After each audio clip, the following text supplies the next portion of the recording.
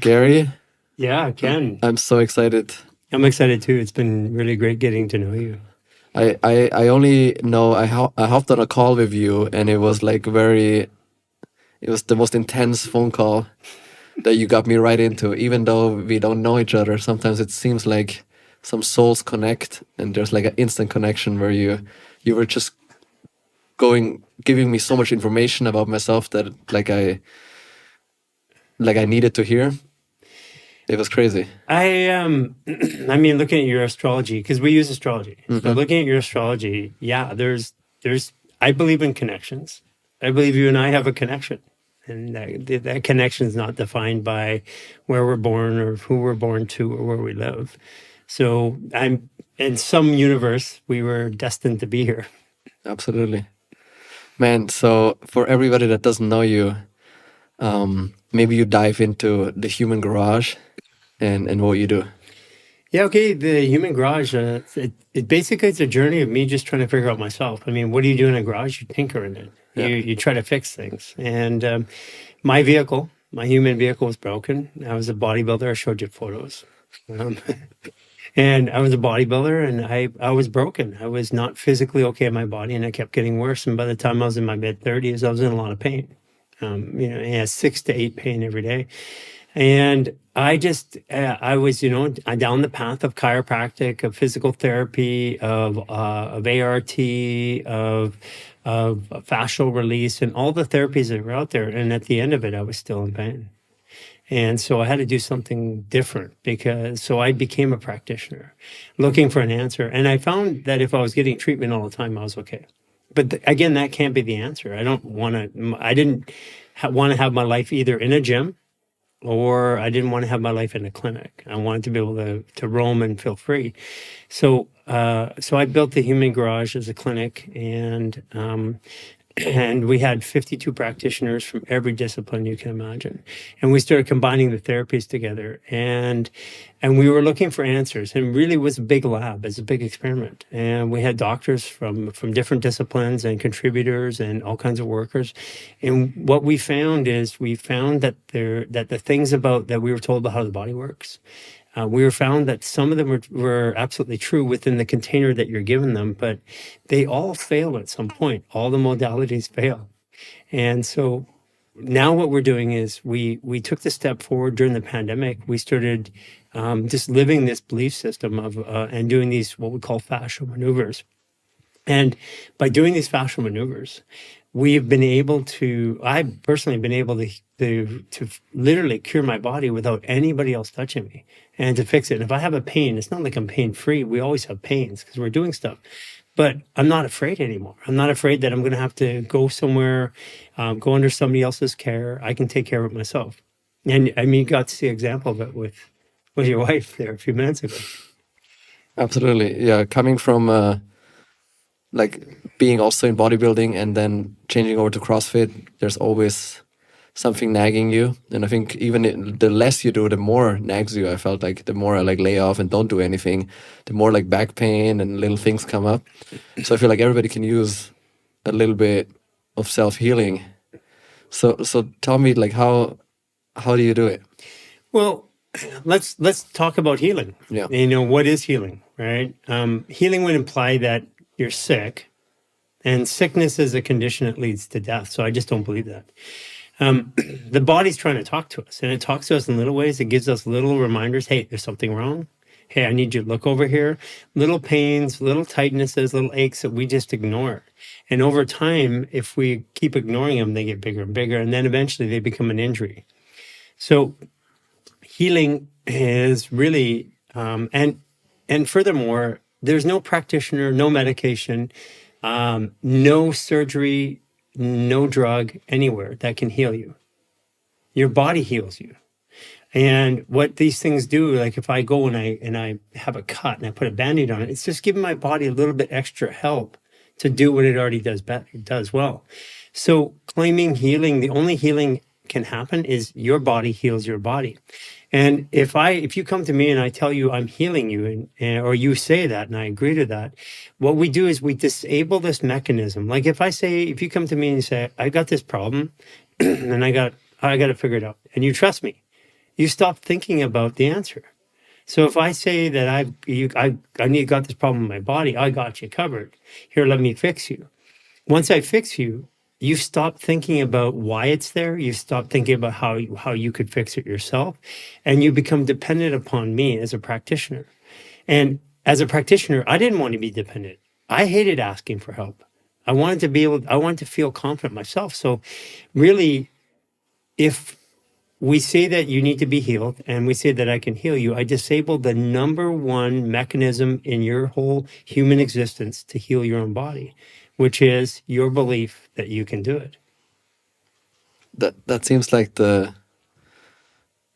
worst thing that can happen to big pharma is people healing themselves. You know, that is like the most unprofitable way, because like when I go to my doctor, it seems like he doesn't consider, he's never asked me if I work out or if I go in the sun or if I do grounding or if I stretch, what I eat, right? They come up with, it's just, and also they're very unhealthy themselves. So I have a big problem even going to a doctor. Right. And I don't want to go to a doctor. Or I want to have a doctor that like works out himself, looks great, is in shape, wants me to go outside, because my doctor tells me to like not go in the sun, and like I refuse to take this information, and but I need to live my best life, and I need like a doctor that understands me. Well, let's go back and talk about what a doctor is. Doctor means educator. That's a PhD, a doctor in a university. But in 1935, we created another class called medical doctor. And we went from educator to a form of dictator. Basically, listen to me. If you don't listen to me, I know you don't. And I'm smart, you're not. Listen to me. And if you don't listen to me, then you're going to have a problem. The earlier doctors weren't like that. If you go back in the prairie doctors, if you go back 75 years ago, a doctor was your OBGYN, your clinician, your orthopedic, your dentist, your psychiatrist, your surgeon. They were all, your nutritionist was all the same person. And they had common sense. And because there were so few of them and so many of us, they empowered us to learn the lessons because they couldn't handle it all. So they taught people how to take care of themselves, and then culture taught it. Today, that doesn't happen anymore. We're taught not to know. We're taught to just keep going, and every child knows what a doctor is, but they don't necessarily know what a nutritionist is. So they don't know to go to the sun. They don't know to go to grounding. We're not taught that as a mechanism for health. So a doctor is an educator, and technically, you're an educator. That's what you do. You make videos, you make people laugh, which again brings up oxytocin, serotonin, which is a healing mechanism. And then you give them important pieces of content that help them look at things a different way, perspective shifts. So technically, you're a doctor. So tell me, when somebody comes to you, how do you assess them, or how do you, I guess there's a lot of people coming to you with all sorts of pains and problems. What would be like the first step? Today it's a lot different. You know, as a practitioner, we'd ask them a lot of questions. And those questions were to root through the problems to find out what really the issue is. Today, what we do is, if you come to me, I'm going to give you a set of movements, and I'm going to give you a few things to do for yourself. Because when you're coming to me, you're already in stress. If your body's in stress, you can't heal. As a matter of fact, your body's in stress, you can't even think. So we're going to take your body out of stress, and you're going to do it. When you take your body out of stress, the job of stress is to narrow the focus so that you only see one potential answer. And then when you take you out of stress, you see all the potential answers that are out there. So the first thing is, I want you out of stress because you know your body better than anybody. And when I give you the proper clues, you're going to figure them out. Again, I want you to figure it out. I don't want to take away that magic moment, because if I do, and it's right, and you heal, the next time you have that feeling or sensation or problem, you're going to require me. So I'm just going to send you away. I'm going to point to a couple videos that you can do online. And like you witnessed with your wife, instantaneously, you can change this. And once you change that, you open up to the possibilities. And when you open up to the possibilities, then you're going to ask questions. And then we have a conversation. Because if you haven't gone through our 15-minute stress reset or our lower reset or upper reset or barefoot sprinter routine number 2, if somebody hasn't done those things, they're not even in a position to believe that they can actually help themselves. So what we do is give them a simple tool. You have a pain, you have an ache. Within minutes, you can feel better. Now you feel better. Now we can have a conversation. And then we provide them content, education. We have a community. We have a 28-day reset. And if somebody comes to me and they want help, if they haven't done a 28-day reset and they haven't learned the basics of fascia maneuvers, even if I help them at the level that I can today, they're not going to be good at some point in the next, month or 2 months or 3 months, and they're going to need to come back. So we don't even bother with that right now. If you're not going to help yourself, I'm not going to help you. So that's the first thing. So you say movement heals you, right? Because I have experienced that myself a lot. If I don't move, I die. Right? Mentally, but also physically, you just disintegrate if you don't move. And movement makes me feel better. I have to do it every day. And I think they say the sitting is the new cocaine. Yes. Right? The new sickness. Yes. I feel like even the whole working from home, when I went to Texas and I see everybody working from home, it's more like keeping you in your cage and not letting you move, because at least you went to work and went back home. But now nobody goes to work anymore. They don't even leave. Yeah. No, they don't even leave. And everything is toxic for you. Mm-hmm. So I feel like movement is key. Movement is life. Yeah. But the origin of all movement is breath. When you breathe, mm-hmm. So if your rib cage is restricted and you breathe, your body starts to fire adrenaline. And so if your body is firing adrenaline, and then you are automatically in a stress state, your body can't rest or digest properly. So if we talk about movement, we have to go back to the origin of how movement happens. So we have to have freedom of our fascia around our rib cage and our diaphragm. And then from there, every movement after that is a benefit. But if I'm not breathing properly and I go move my body a lot, then my body gets the movement, but it can't recover because it's still firing adrenaline. This is where people today live in an average stress level of 5 or 6 all day, every day. That means that the food that they eat isn't properly processing. They aren't extracting the nutrients. Their body's in a stress state. Their adrenals start to fatigue. This is a general rule of people. And we do all of these things to try and get around that. So we create movement in our body. Hot and cold plunge. You cold plunge all the time. That creates movement inside the cells. They go, and they expand, they contract. That's a movement. And that will get somebody over an issue. But if they aren't unrestricted in their fascia and breathing properly and digesting properly, then that movement will eventually catch up to them and they will have a problem. So it's really about the basics. And right now, movement of the body requires that the body's hydrated. And today's world, as we were talking about, there's chemtrails out there. There is barium, strontium, and aluminum for geoengineering. Barium depletes the body's silica. No silica, we don't absorb minerals, we don't hydrate properly, we don't move properly. And after that, everything else is a downhill slide. So it's death by 1,000 cuts out there right now, and you have to move. But movement needs to be facilitated right at the cellular level, right down to hydration and digestion. Can you tell me about the fascia? Sure. You just I don't know. You just had a baby. Uh-huh. That baby, when the sperm and the egg came together, it created a ball of plasma. That plasma is your fascia. And in that plasma, the muscle skeletal system that you and I identify with the human body started to grow in that plasma. So your bones, your organs, your glands, your muscles, your tissues, your hair, your nose, your fingers are all created out of fascia. So fascia is the container that all of the things that we measure in medicine and health and science live in. So we measure all the things that live in the fascia without measuring the container. It's like looking at a house and saying, well, you got really nice furniture. You've got a great pool in there. You've got a great kitchen and great cookware. But what's the structure look like? And so fascia is the structure of everything in our body. And it is, our bodies are made of predominantly water, 70%, silica or sand, 25%, and 5% of our body is bacteria, viruses, and parasites that live in that. But basically, we're made out of water and sand. So our fascia, which we're made out of, is the same chemical composition as a quartz crystal. So basically, we are a liquid crystal, which is our fascia. And in there, some of that fascial tissue becomes muscle, some of it becomes bone, some of it becomes organs. So when we work with fascia, we're working with everything in the system.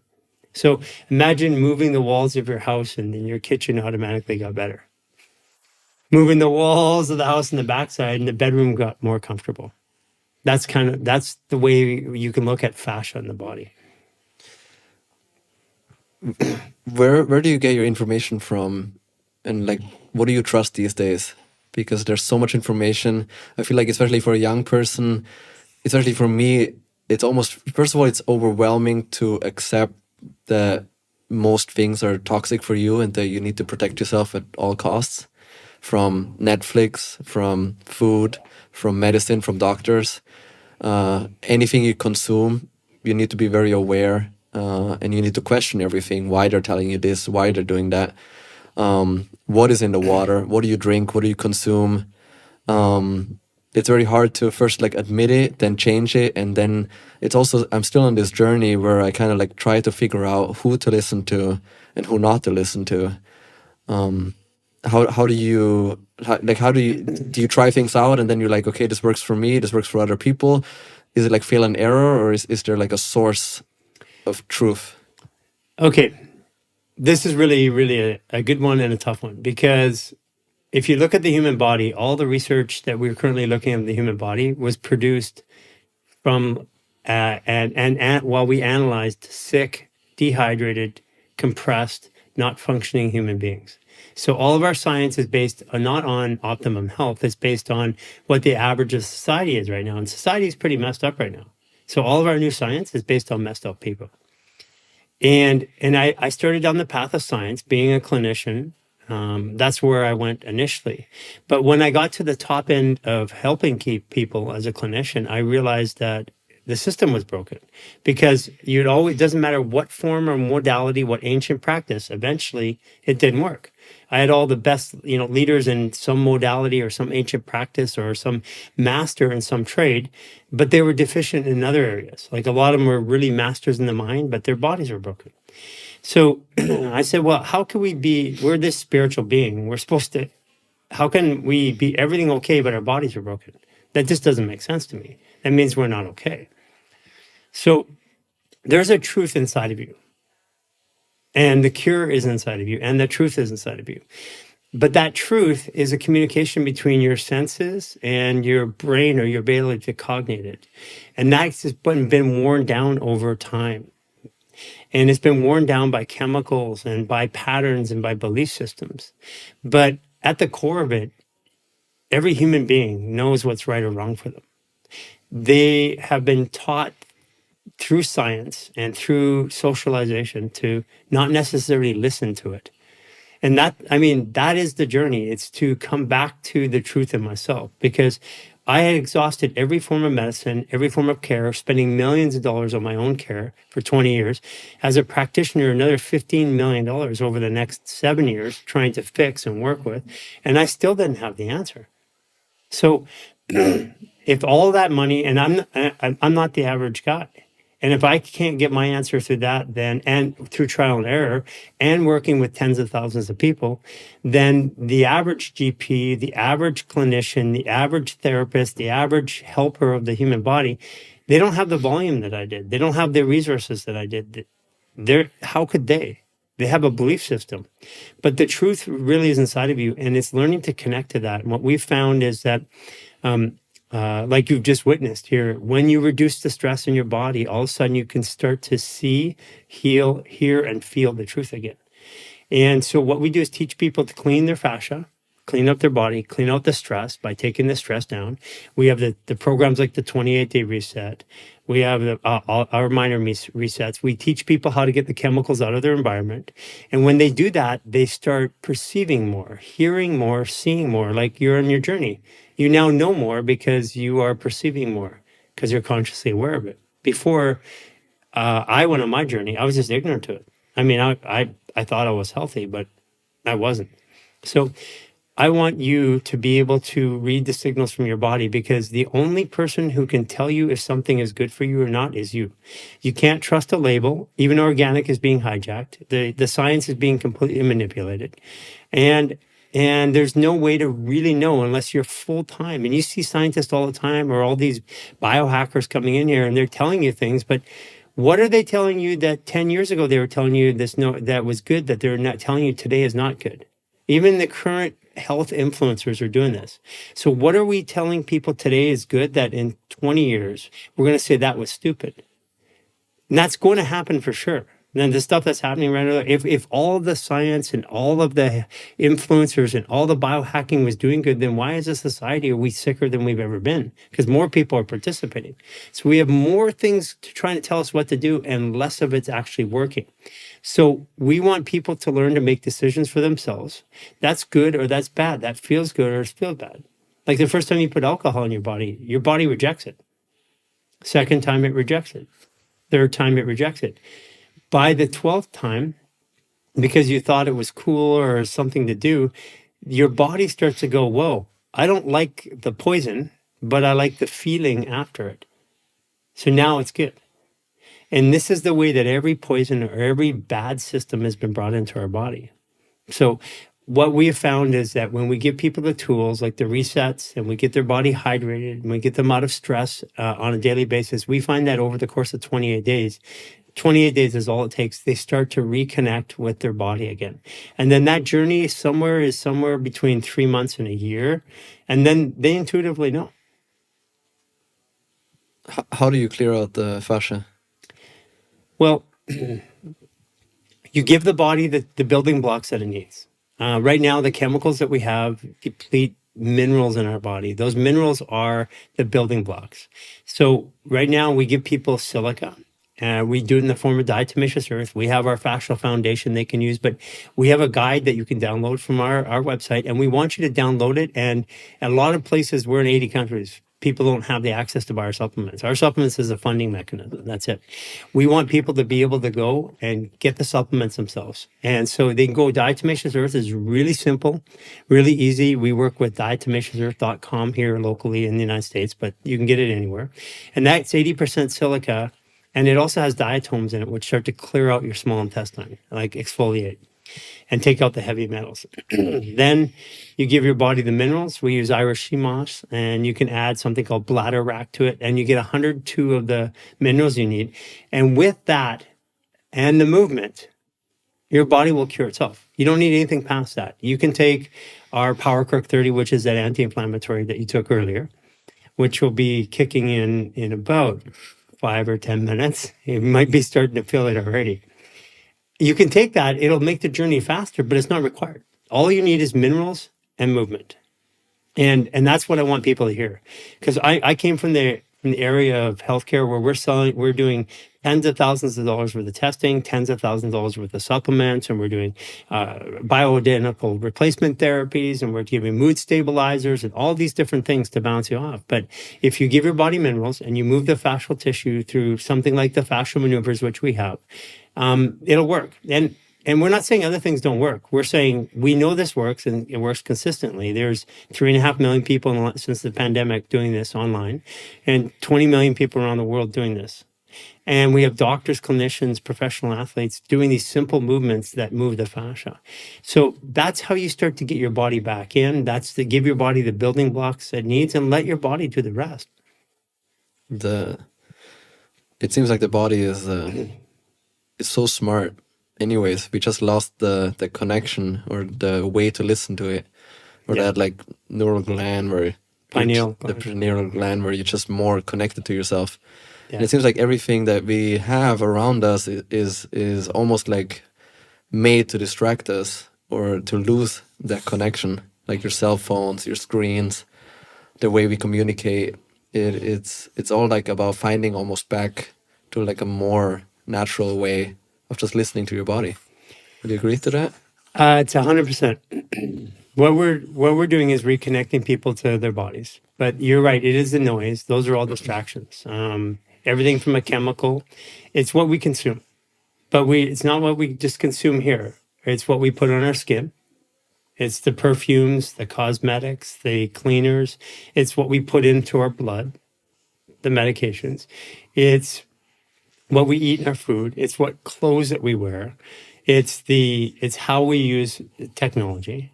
I mean, technology has a great benefit, but we're using it in a non-functional way. And all of those are consumption modalities, because eventually when I consume media, I believe the world in a certain way. And that belief is so powerful, it changes the way my body works. Let me give you an example. If I told you that your mother or your father passed away right now, I got a text message, and you believe me, your whole body would go into shock, meaning every system in your body would start to degrade and would go into fight or flight and into shock. You wouldn't digest, process, or eliminate. Your lymphatic system would start to shut down. Your brain would focus. And then 10 minutes later, I told, oh, it wasn't your parents, it was somebody else. I got another text. And you believe me. Then you start to come out of shock. The only thing that changed was your perception. So why isn't perception the number one thing that we talk to people about, children, as they're growing up? Because the perception that we give you is that you're broke. You have to go to a doctor. You have to learn this way. You have to go to school. This is the way that the world works. But we don't give them the ability to even experience. We take away, like I can tell you all about jumping into the ocean. I can give you all the stats, all the facts, all the details, what the buoyancy does, what the salt water is different than natural water, how it's different than your bathtub. And I can tell you everything, and you know everything about it. But until you jump in the ocean, you have no experience to reconcile with. And what we want is people to start taking and using experience as their science. Because it doesn't matter what science says. It's what your body responds to and what you believe at the end of it. Belief is more powerful than science. So it's almost like you're experiencing or experimenting with your own mind, right? Because like you put your, it's like almost like when I look at, I worked 9 months in as in the Red Cross, and I noticed that I would be in the back of an ambulance, and I noticed that 99% is self-inflicted. Everybody, there's never somebody that just gets hit. I mean, there is, but while the time I was working, we never found somebody who just randomly got hit with life. And everybody we got was either obese or smoking and then got a heart attack. Yeah. Or riding a crazy motorcycle in the rain and then flipping it over. Yeah. There was, or like a crazy family situation, abusive drug use or alcohol use, and then some sort of like result of that. But there would never be like this like crazy incident of just somebody having to be picked up, that where life just would happen upon you. It makes you kind of like, it made you feel, I felt very useful, and I felt also like very good, because it gives you that full responsibility. And I felt very responsible. So if I take care of myself, nothing bad will happen to me. Almost like I am responsible for my health, for my body. I need to put in the work, and it will pay off. You know? What if that responsibility went past what you do in your physical body? What if every time somebody yelled at you, it was you were responsible for that? I mean, that's a very Taoist way of thinking, but that's the way I live my life today. Like, I legitimately, if someone's yelling at me in a parking lot, I go, okay, what in me is drawing that experience? Because if I take responsibility for, first of all, my emotions, because dis-ease, the body's not at ease. If I'm fearful of my body, is my body at ease? No, it's fearful. If I'm angry, I'm not at ease. So my body goes into dis-ease when the emotion is dysregulated with my current state. So if I hold that dis-ease in my body over a long period of time, eventually somebody's going to be able to measure it. So my disease, like you said, the obesity, the craziness, like what gets you to drive crazily in the rain with a motorcycle when your mind is not with it? That's what it is. Because people, they've done it 1,000 times before. It never hurt them. Why did it get it that one time? It's because somewhere between that one time that they drove, that one time they walked that rail and fell off, something happened which wasn't like the other 1,000 times they did it, or 10,000 times. So, what is that one thing? That's a lapse of judgment or reason that comes from a malfunctioning of our nervous system. You're right. When I take care of myself, I'm aware of my environment around me. I don't even enter the situations that would hurt me. And but we say it's an accident. How about there's just no accidents? I don't believe in accidents. I believe that if I fall and hurt myself, there's a reason for it. And I look into that. That's my current practice. And that's what's changed my life because I got to a point where I could fix my body. But if I didn't fix my thoughts and my emotions, my reaction to my perceptions, then it wasn't long until my body was back into another issue. When my wife comes to me and she says, "You're stressing me out," I always explain to her that I'm not doing anything. You can only stress out yourself. I cannot stress you out. You can always only stress yourself out. How'd that work? That that didn't work at all. Yeah. I also tell you this because Sadhguru always says that like my words cannot hurt you. You can always hurt yourself. Yes. What I say, you choose how you perceive, like what you just said, right? Like Yeah. whatever, however you take it, you can be offended. Like these days in online, right? Like everything gets offended by everyone. Like everything offends you, right? Like everything is like fat phobic and not gender neutral, or like everybody's so offended by everything because they choose to have that perception of life where you're just victimizing yourself at all times. If I can offend you with my words or my presence, then I hold an awful, awful amount of power over you. So if I can be offended by somebody, I am powerless. I am Yes. a victim by default. Yeah. And we're teaching like your generation and younger. I mean, they're offended by everything. And and I'm not. This isn't a baby boomer Gen Z millennial conversation. We've taught that I'm offended. That means I should have my emotions disrupted because of something that somebody else said. That is really wrong because that they're highly likely that I'm not going to agree with people. That means I'm always going to be offended. That means that because I don't agree with somebody perceptually or otherwise, that means that they control my health. Because when I'm offended, I am angry, disgusted, I'm fearful, I'm enraged. Those Blood hormones pressure. hurt me. Yeah. Like they literally stop my digestive process, my thought process, my ability to see perception. And then I drive my motorcycle in the crazy rain and I wipe out because I was offended by something somebody said to somebody else and I wasn't even me. That's what's happening. So what do I do with my wife and I tell her that she's only stressing out herself? She's a Gemini. You should run. No, I mean, I would if I didn't have those two kids. yeah, you care both kids. Listen, I'm still finding that answer out myself. Because like I feel like it's really, I can be very present.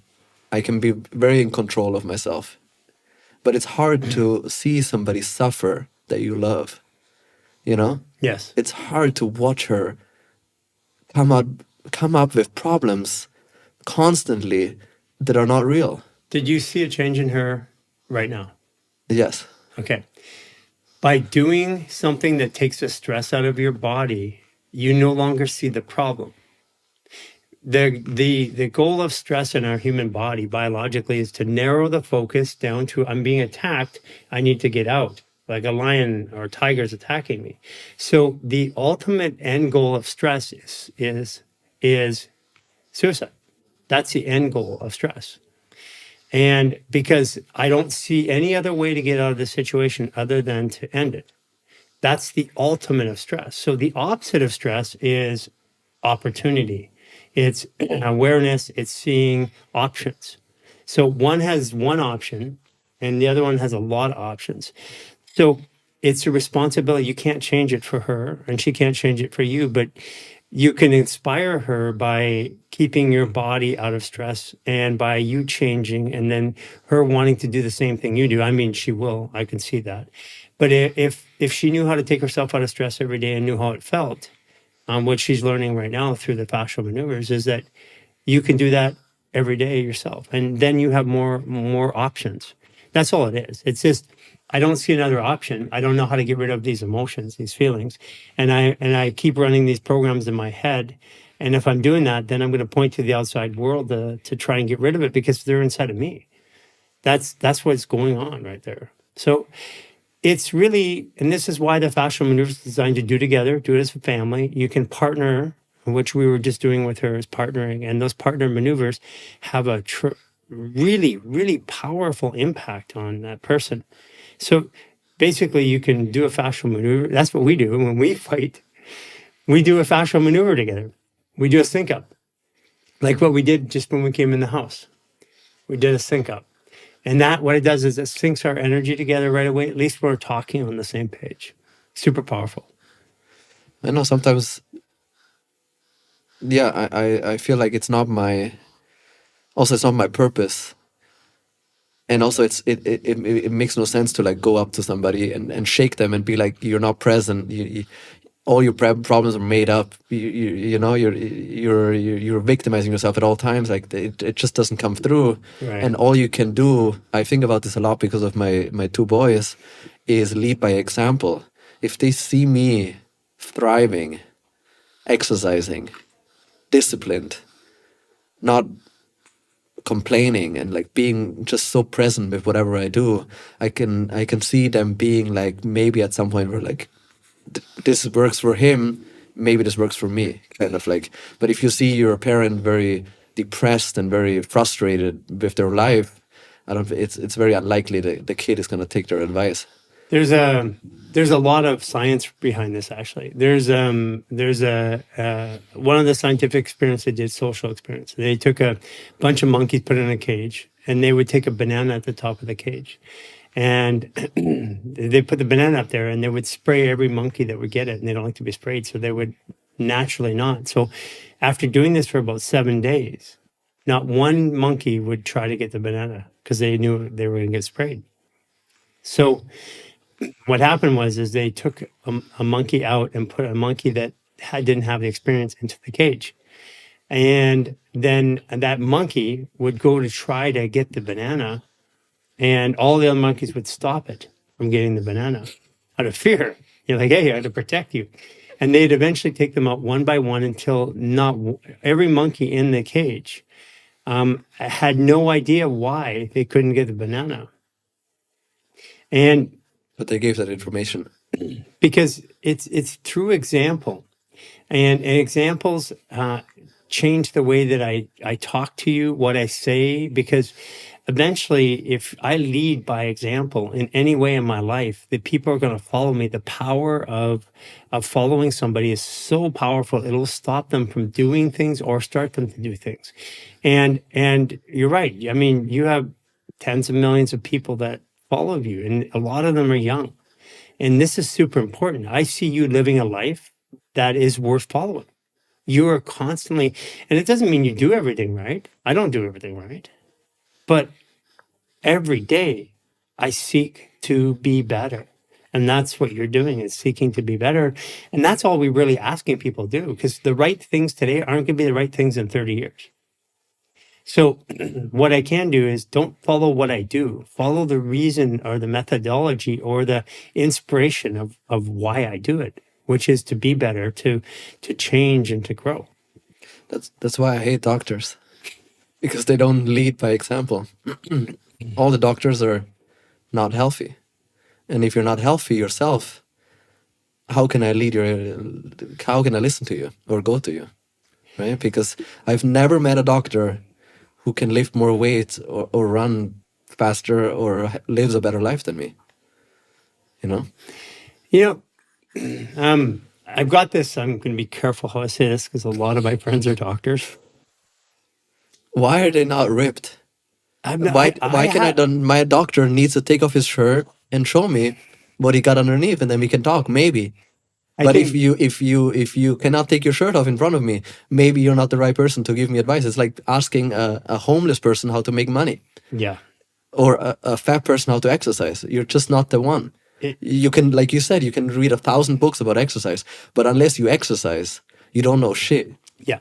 Yeah. It's not about the designation of doctor. It's about the belief system that they follow. It's like, there's a belief that when you go through healthcare and medicine that we know a lot about the body. So let's just put it that way. And if we know a lot about the body, all the science says this is what we do to be healthy. But the reality is there are everything in your body that makes it work are called proteins. And proteins make every function work. And there's millions of them, which we have identified scientifically 50,000, which we know only small amount that 5,000 do these exact things. So what we're saying is we know what 5,000 of the most important function in human existence is proteins. We only know what 5,000 out of millions do. So the reality is that to their defense, the ones that are there that think they're doing the right thing, because it's not like they're malicious. It's just that they were taught that this is all we know. Like in science, we said 50 years ago, we've learned everything that we need to know. There's nothing more we can discover in the world of science. That attitude has been put onto them. But my finding, because I'm not a doctor, but I practiced, and I practiced with really good doctors. And what I found is we just don't know shit. Like literally, we don't know anything, and we're pretending that we do. That's the problem. And there's a belief that if it's not, the body should function, and if it doesn't function, there's a problem. And my belief is that the body's not functioning; it's a communication. It's saying, "I need you to look over here." So it's not really about the doctors, because like I do know some really good doctors. I do. And I know that they care, and I know some healthy ones who are also ripped, but generally they're not. And I find that the natural doctors are more in tune, but I believe whether they're a doctor or not, we've been hoodwinked. We've been completely brainwashed into thinking something that's not true. We do not know the human body. So there is nobody in medicine or nobody in science that can accurately say they know the human body. We don't know how power is made. We don't even know how electricity is made in this world, and we pretend that we do. We know how to manufacture electricity. We know how to use it, but we don't understand it. So, and we are bioelectric beings. So that means we don't even understand ourselves. So it's time for us to just stop playing grown up and start playing kid again. Let's explore this world. Let's try it out. That's what we're doing. I mean, I feel young. I get up every day and I feel young again, but I didn't feel this way 5 years ago. I felt like an old man. So what do you do now? I get up. Like walk me through it. I only do one thing. I no longer work out. I don't go to the gym. I do fascial maneuvers. And I move my body in nature. That's the only two things that I do. And the subset of that is I'm able to manage my emotions, my thoughts, my feelings. I no longer have these crazy thoughts that I have to overcome. Like, am I okay? Did I do the right thing? I no longer have the guilts and the fears and the shames that went along with me, because over time, as I took care of my body and I moved my body, movement through nature, eventually all those thoughts of me were changed. Like, I imagine that you're much happier as a person today than you were 10 years ago. Is that a fair statement? Well, I changed my mind about happiness. Okay. Well, tell me about that. Oh, I don't seek happiness. Yeah. I love being sad. I love the bad days. I love the yin and yang. I understand that my purpose is not to run around laughing and smiling all day. I enjoy injury and pain and obstacles. Like when we were moving, I didn't see it as like we have to move. I saw it as an opportunity. every bad thing always turned out later that it was like the best thing, because things are not bad and good. I don't judge things like it's not a good day or a bad day. It just is. So you're going back to exactly what we talked about earlier. Yeah. Yeah, your perception is that it's all in it's all a part of this journey. Yeah, and nothing makes me sicker than these people that, like my brother or these young people, they're like constantly want to be happy. Everything they always want. Oh, my wife too. She always want to be happy. Yeah. Why? Yeah. It's a weird. Look, it's because we were sold a Hollywood story about what our life should be. We were taught that for example, people say, I want the good emotions, but I don't want the bad emotions. I'm like, they're your emotions. So what you're saying is half of your emotions, you're calling half of you're calling bad. They're all good. No, and you wouldn't even understand or grasp how good it feels to feel good if you don't know how pain feels. Okay, right? Got to do a full fist bump on that. How can you enjoy being healthy when you've never been sick? That's like, you wouldn't know. You wouldn't know what that's like. This is for us, you and me, and the people like us. And this is the journey that we're saying.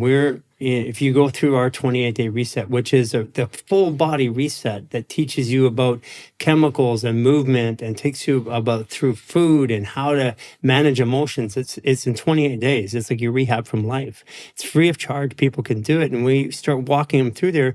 And I have shared publicly all of the things that you would never share as a health professional. I've shared the rashes on my body, the pains, the broken down stuff, because that's all part of the journey. And I did it online too. And I showed up every day for the last year and changed 300 episodes to show people my transformation online, because they'll argue about it. They'll say, oh, you did something, you did surgery or whatever. But we have made a concentrated effort to make the things that we call bad, like sickness. It's not sickness, it's detoxing. And I'm detoxing from what? Like when I go through a flu, my body's actually technically, scientifically healing itself. So I say I'm sick, but I'm actually healing myself. Now that's where the perception was shifted, because sickness is the condition that leads to death. But if I'm detoxing, I'm healing my body. And if I'm healing my body, then what am I healing from? I'm healing from my life, which is sick. So I really respect what you're going through. And I meet a lot of people. I meet a lot of spiritual people that are leaders, and they don't have your attitude. They're like, oh yeah, it's all good, but I got this damn thing. My body's broken down. I can't believe this. And they keep talking. They trash talk their own experience. And I'm like, nothing good's going to come out of you trash talking your experience. You're rare. You're significantly rare. You're not the average Joe. And I mean, listen, I also believe that irrespective of why your audience, you have tens of millions of people that follow you. There's lots of people that do what you do, but people follow you because there's something about you. Fair statement. And that something about you is what's revealing right here in this conversation. It is such an evolved perspective to think like that, and no one does. I mean, we do. Consciously, Jason, Cynthia, and Aisha, and I, we go through these conversations every day. We hang with people that do, like Raw of Earth, who you've had on here, like Troy Casey. These are people that accept the journey. And sometimes it's not comfortable. Sometimes it's not painful. Sometimes it's like, holy crap, am I going to get out of here? But that's what makes it all worthwhile. I think we were just taught this storybook of how it's supposed to be. And if it's not that way, I have a perception issue that something's wrong. If I perceive something's wrong, then when I have pain, it's uncomfortable. Like if you go lift weights or you get in a cold plunge, but you know it's for the good of you, then the pain of getting in there is okay. So it's about containing the experience again, and this is about educating. It's about giving people a different perspective and a different perception, which you do every day with your lifestyle. No, and once you, like what you said earlier, when your words can't hurt me, right? Mm-hmm. It makes you powerful. But what if pain is not pain to you? What if pain becomes enjoyable? What if I start liking the pain in the cold plunge because it teaches me something? Yes. What if the argument with my wife becomes enjoyable because it makes me aware of the good moments or how much we love each other? You know, what if conflict becomes a learning experience rather than something to overcome? That would be a virus that, as it is a virus that, as it populates the world ends all the conflicts. It's like Siddhartha said, it's the end of suffering because you shift the perspective of suffering. Yes. Because you don't suffer from the suffering, you appreciate the suffering. Pain is a condition that we experience temporarily. Suffering is a self-imposed condition that we put on ourself, whether we're in pain or not, because we can be completely not in pain and still suffer. Suffering is self-imposed. Pain is a reaction to stimulus somewhere in our world. And the greatest motivator of mankind is pain. So if we're taught to fear pain, when I get it, that if I fear that pain's going to cause more pain, then the pain itself goes up. Like biologically, if you have a 3 pain and you have stress hormones that hit your body, that pain becomes a 6, 7, or 8 pain instantaneously. So the fear of pain is greater than and makes the pain greater than itself. So it's a complete experience shift. And you're right, but I don't expect people to do it. I mean, we talk about this. I know you're living your life that way, and I live my life this way. It didn't happen overnight. It happened by having trust that if I have this pain, I increase this, have a pain, I'm okay because of it, or better. I have another pain, I'm okay or better because of it, and I keep elevating my experience over time. That's how we shift out of this. One step at a time, one shovel of dirt, crap in our lives over our shoulder. And we do this. We get in, we follow these gurus and we measure ourselves against them. I mean, I sat in a really awkward space in 2008, in a lot of pain in every area of my life, and made a decision to make a change. And, here we are now. It's, I guess, 14 years later, 15 years later. That was 15 years of the journey. And I believe and trust that as I share my journey openly and authentically like you, that someone can take that 15 years and make it 5 or make it 3 or make it 2, but it's going to take a little bit of time. And I think as we continue, I know as we continue to share and as we continue to open up and be authentic like you are, that we inspire people to move past those little moments of pain and find a new meaning from them. I have another good one. Who are you? That's a really interesting one. I used to think I was I used to define myself as as a bodybuilder or as a professional businessman. I used to define myself as, at one point, as being a son of a father and a mother. I defined myself as being a father and a husband. And at this part of the journey, it's changed. I'm a collection of experiences to date, expressing myself currently. And that's all I am. I'm not a thing, and I don't identify as it's weird, it may sound this, I don't identify as a human the way I thought a human is. I'm an experience that's expressing itself. I'm a reaction to the stimulus of this world and an expression. I don't think there's a better way to say it, because when you hit me with that question, it put me in a weird situation, because I don't really define myself as human as we know it. I mean, I'm not alien as we think about it either, but I believe we're here. I believe we came here to have an experience, a human experience. And part of that experience is the energetic one. Part of it is the pain. Part of it is the joy. Part of it is the feelings and the sensations. And I'm here doing that. The answer is the answer is you don't know. Right. The true answer to who you are. Every time somebody asks me, I don't know. I don't know, but I feel. Because as soon as you identify, yeah, what you're saying is not that you're an alien. What you're saying is that you don't want to be defined of what a human is or can do. Right. Because as soon as you define what a human is, it restricts, and then you're not free. Because whatever humans have been able to do to this point will define what you're able to do. So if you don't define as a human, you might be able to accomplish something you can't people can't wrap their head around. Thank you for asking me that question.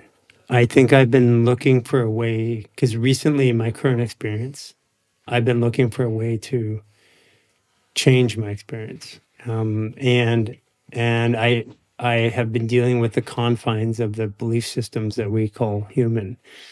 And I don't identify with them. I don't have relationships the same way.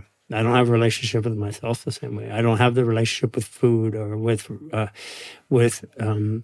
partner relationships or my children or anything. They're really changing, and I get the sense that you're going through that too. Well, the thing is, you say we don't understand the human body, but we don't understand ourselves. Right. It's you're experiencing yourself on a daily level. And I always tell people, every morning I get to experience myself. And of course, you go in and you shift in and out of what you think who you are, what you're supposed to do, who you're supposed to be. But I try as hard as I can every day to give myself a chance, a new chance of fully experiencing. Because when I kill somebody and I go to jail, most people in jail, I think, are not that moment where they made a bad decision, right? Something led up to it and they gave in, they made a bad choice. But that is not who you are. You're much more complex than that. I relate to that experience. I mean, most people that maybe not listening to this would know I was detained by the U.S. government. And for a lot of times when I got out, after 27 months, 17 months in solitary confinement is where I changed my life. I struggled with that view of who I was in society, wanting to prove myself, wanting to live up to some standard or to not judge myself. It's interesting that you say it that way. Or even bodybuilding. Only when you let go of who you think what you're capable of, you like gain all these muscles. It's weird because like I always thought I could never have like a six pack or look the way I look now, because you're restricted by your own perception of what's possible. That's why people call like Kanye crazy, because if you do something what somebody thinks they couldn't accomplish, they call you crazy. So if I do something and you think that you yourself couldn't do that, it's crazy. Yeah. So when you go into, that's why working out is such a metaphor for everything, because you change the way you look, which is at the point where you start seems impossible. But while doing it, you understand that it is a constant shift of who you are. And suddenly you find yourself you already look 10 times bigger than you thought, and you still want to look bigger because it is never ending. You always define yourself at a new level. And now you've chosen to just be younger and more energy and live your best life. And you don't choose to be miserable and fatigue always. But I've met people that are, I don't know, 30 years younger than you and who are always tired. Yeah. Yeah. I mean, I looked at that clinically. I had 70-year-olds that moved like 30-year-olds, and I had 30-year-olds that moved like 70-year-olds. And you surprised me. I mean, the depth of who you really are. It's surprising in a really good way. I mean, I'm here learning something really at a turning point in my life. I'm learning something from you right now. And I'm, how old are you now? 33? 31. 31. I'm 24 years. I'm two, what we call Jupiter cycles, or two storylines ahead of you. And I feel that every situation that I come into is a meaningful moment. I look for it. I use astrology as a way to define those moments. And ironically, it was, I had all these people that were coming up to me with your astrology, including the person I'm seeing tomorrow, a celebrity I'm seeing tomorrow, same astrology. And I'm like, okay, so what am I supposed to learn here today? And you're asking me the questions that I guess I asked myself at some point, but you're putting them in such a simple, refined way that is helping me craft a story in my mind, because I'm ready to break through. Like, I don't even think I got started yet. I think the first 55 years of my life was just training day, and I feel like it's about to change. I really do. Well, the moment you don't restrict yourself, everything opens up. I feel like, Yeah. I feel like most things is self-inflicted and self-restricted, self-censoring, and thinking bad about yourself. They say the homeless problem is not that we couldn't give them all money and all a home and all a job. It is their self-worth. Yeah. If you talk to somebody, they are convinced that they're not worth to be a part of society. Yeah. There's a difference between broke and poor. Yes. Yeah, broke is a state of being, which is defined by money. Poor is a state of mind, which doesn't matter how much money you put into it, the money will go. Yeah. So the most important part is to let go of who you think you are. I think that's like, because people always think like I have it figured out because I'm like so specific with my outfits and what I do, but it's more of a like the human garage. I take Candy Can is an experiment who constantly changes, who constantly. It's just like showing how ridiculous you are, trying to blend in so hard and like thinking of think who you're supposed to dress this way. So I dress the most crazy to show you that I am the normal one. You're the ridiculous one.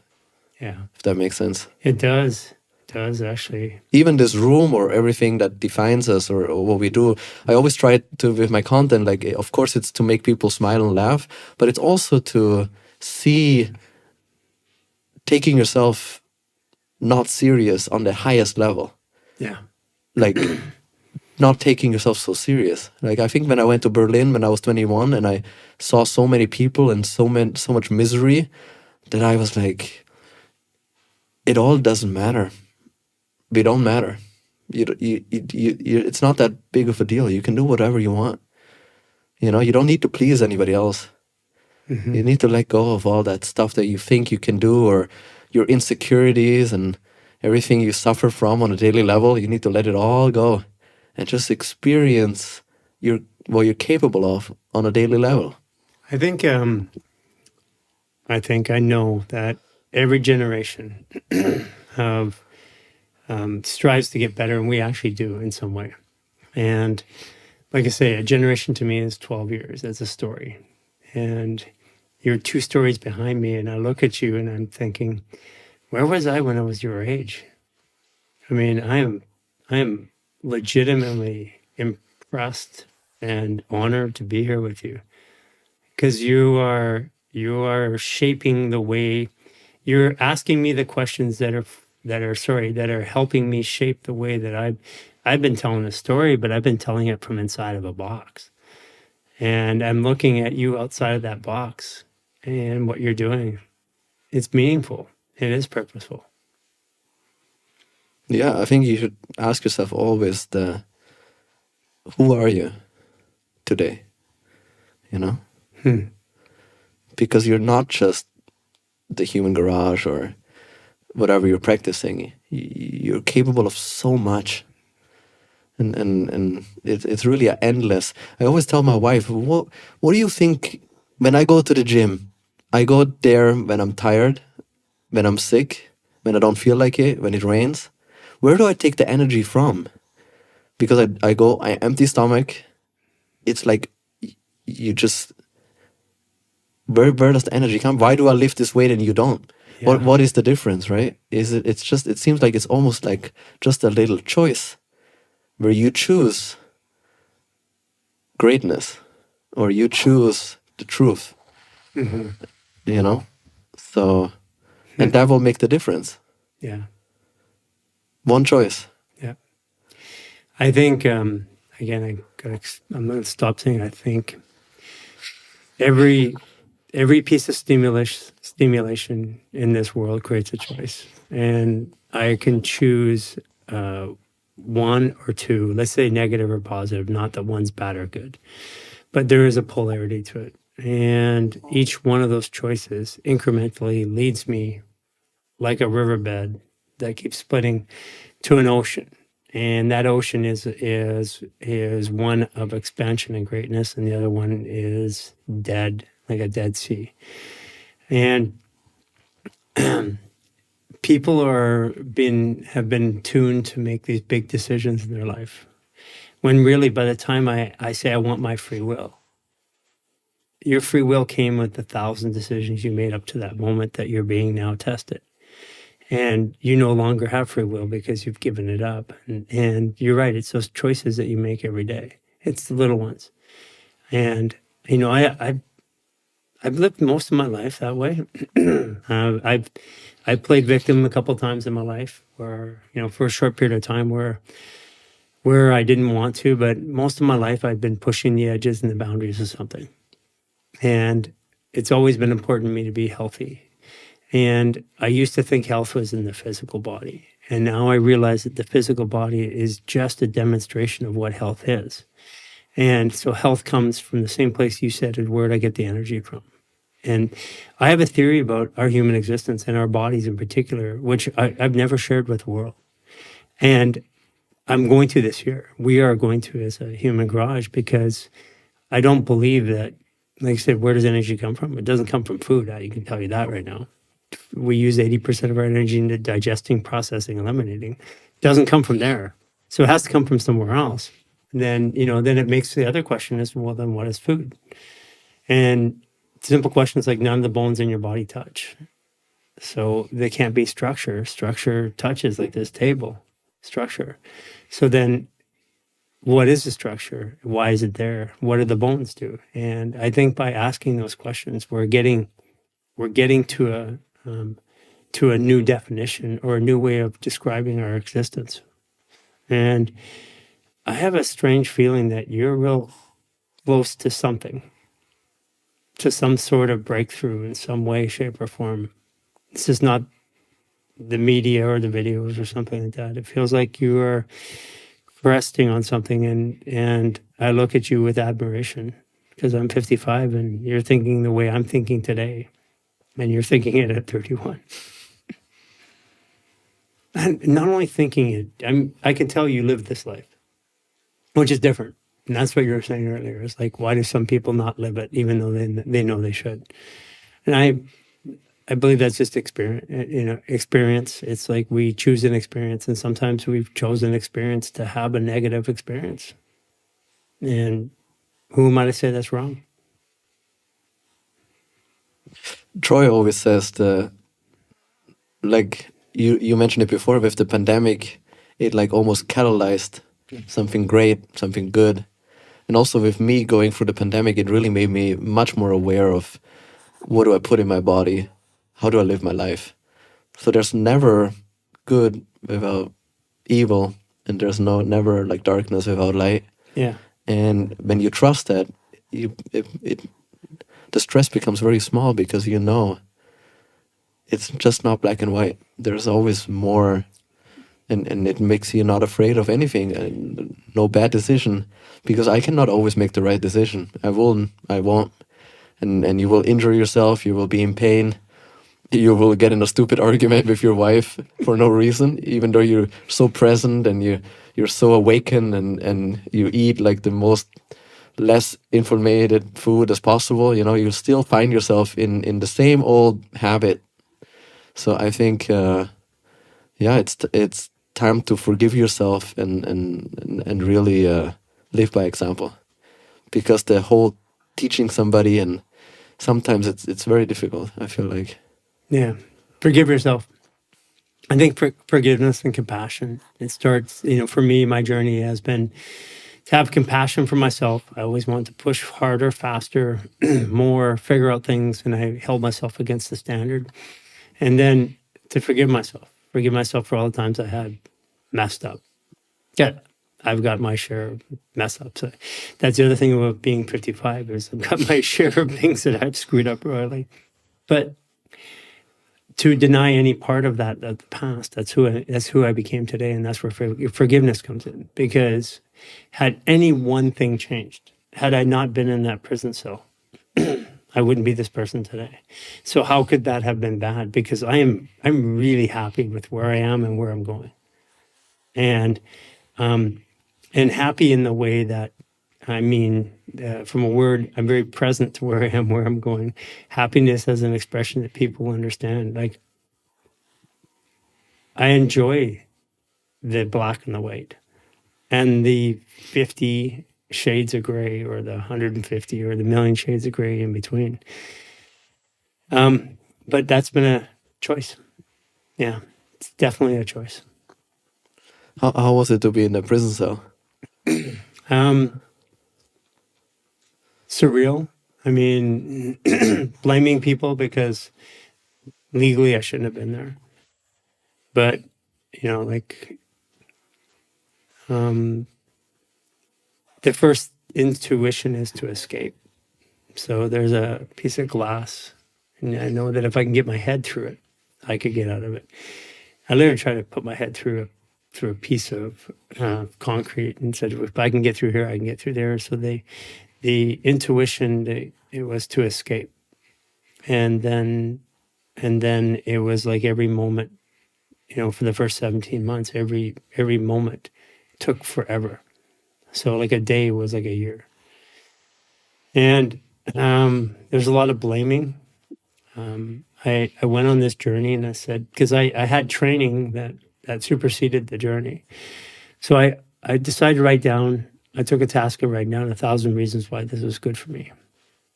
And I believe that's why I'm here today.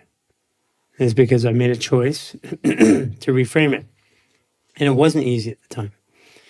There was a lot of things that were scary about it.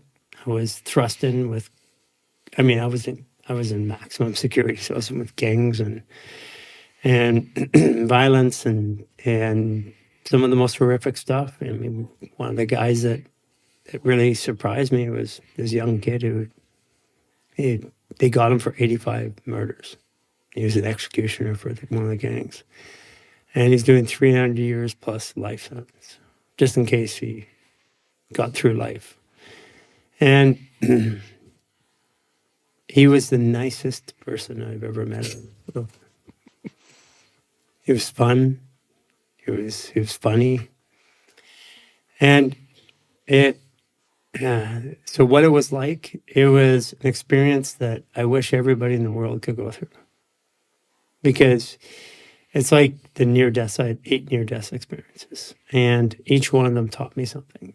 That taught me something. And not knowing what having freedoms taken away physically means, and then having them taken away mentally. Because on my way out, I also was in a camp for a period of time where they have a border, which is a sign that says out of bounds. And I knew I could walk across there and be in my home country in like 2 days. I knew that I could do that. But mentally, I knew that I wasn't going to do that. And so having physical restriction and then having a mental restriction that I agreed upon and placed upon myself, it was the most powerful experience of my life. It also showed me, if you want to see a society, go to the top of society and go to the bottom of society. You'll understand a society from going there. It was the most educational thing that could have happened to me because it taught me about people, and then it taught me about me. You saying that really makes you wonder, how could anything bad happen to you be bad? I don't believe it now. To me, my belief is that everything happens for a reason. And there's certain things I would choose not to have happen to me. But when one thing is taken away in this life, another thing is brought present. So if you lose your sight, you hear better, feel better, sense better. So, but if I don't look for that opportunity, I won't see it. And having something that I perceive as bad, if I believe in my soul, not in my mind, I mean, I started there. This is good. This is good. That's in prison. This is good for me because of this. I didn't believe that, but I kept telling myself over and reading that list over and creating new ways of finding a good, until one part of me finally believed it. And when I believed it, that's actually when I was getting out. So there isn't any bad. There's only an experience. And if I accept the experience, and the faster I accept the magnitude of the experience, the quicker it goes away. Because if I'm arguing with life about, well, I don't really want to, I don't want to have that pain, I don't want to do this. It's like going to the gym. Like if I keep humming and hawing about how I don't feel that good, I'm tired, I didn't eat and all this, it makes it worse. If you just get up and go, it's easier. And I learned that quick. Like if I'm going to get a lesson, take the full brunt of that lesson right now and take it right then. Because when I was arrested, I was looking at 40 plus years, and I had no idea. I hadn't done anything in all my evaluation. I hadn't done anything to be there. It was political, and so I just assumed at that moment that the next time I came out, I would have grandkids, not kids. And I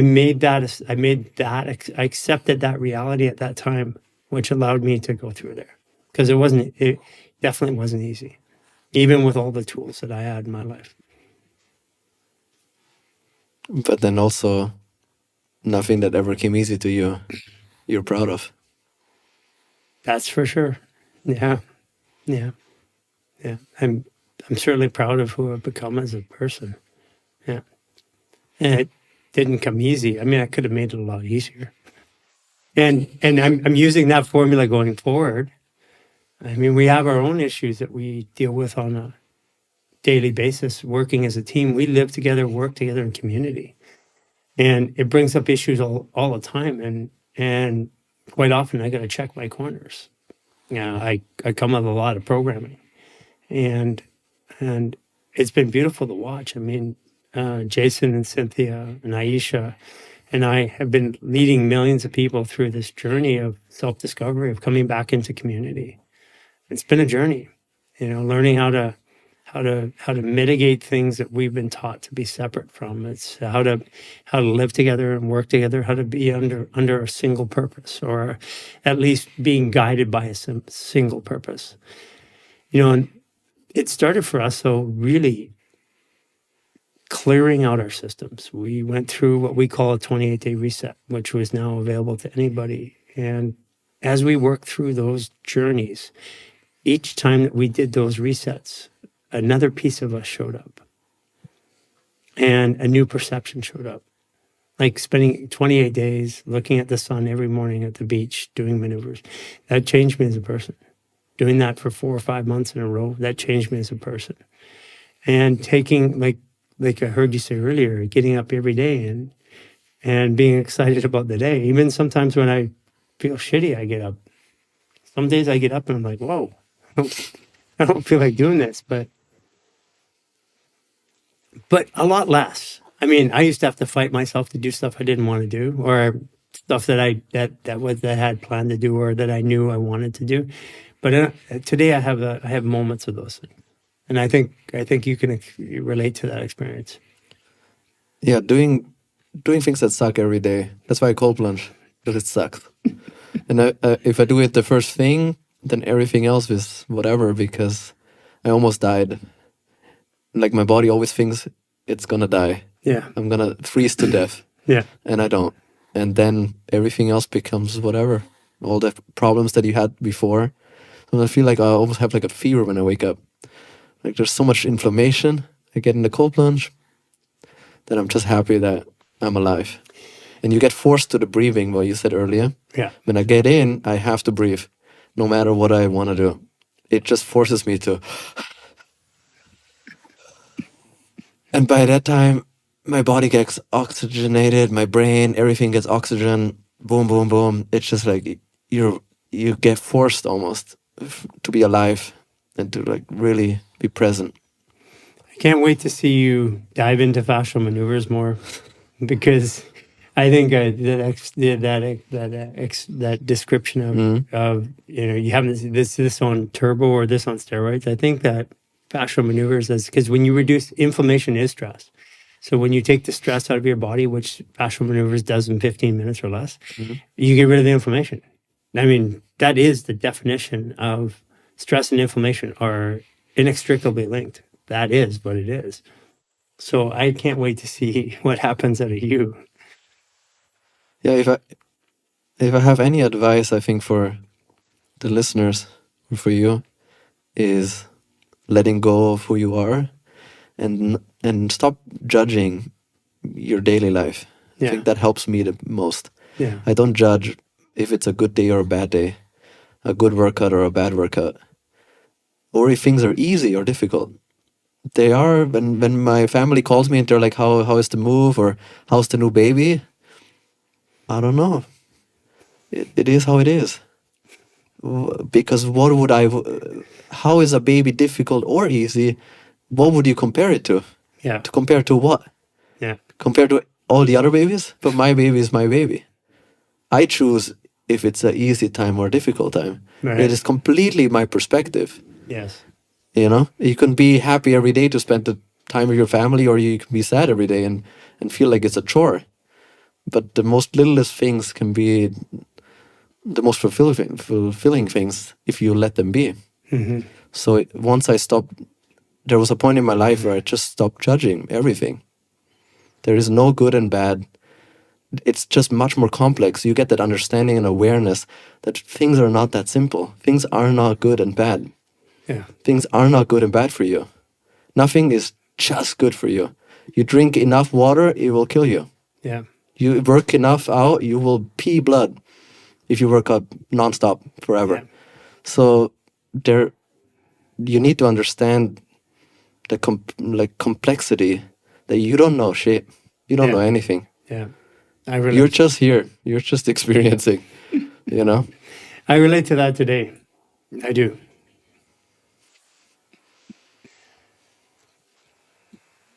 Yeah, Wow. I think that's a good ending. Yeah. Everybody listening, definitely check out Human Garage. I love what you guys do. It's very powerful.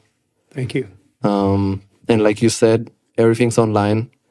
You can do this at home. It's all free of charge. Yeah. And it's so worth looking into. Yeah. Thank you for what you're doing. Thank you for what you're doing. Thank you especially for coming here and bringing your energy and everything.